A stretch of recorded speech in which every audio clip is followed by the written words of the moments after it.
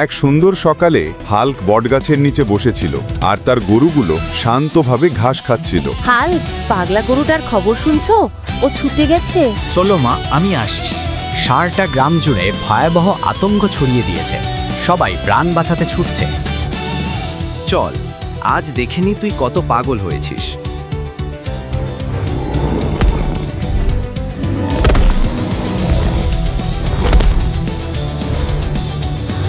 ওরে বাবা, হাল্কের শক্তি দেখেছিস?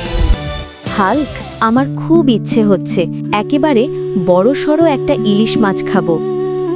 মা, তোমার ইচ্ছাই আমার কাজ।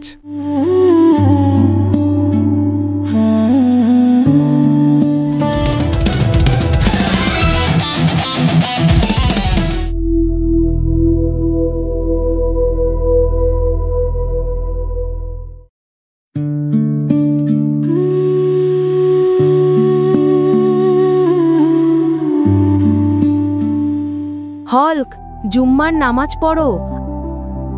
হ্যাঁ মা, এখনই যাচ্ছি। জিলাপি শুনে হাল্ক দৌড় দিল, কিন্তু ভাগ্য তার বিরক্ত। এত সুন্দর জিলাপি শেষ হয়ে গেছে, আজ সব বিক্রি হয়ে গেছে। মন খারাপ করে হাল্ক বাড়ির পথে ফিরছিল, ভাবছিল কবে আবার জিলাপি পাবে।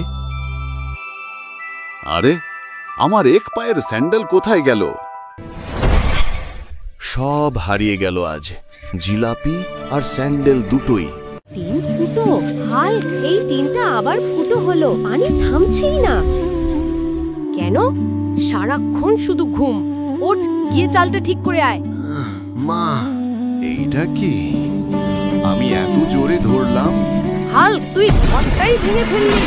মা, রাগ কইরো না, তুমি বসো, আমি ঠিক করে দিচ্ছি। দেখো মা, এবার এমন ঘর বানাইছি বর্ষায় এক ফোঁটা পানি ঢুকবে না।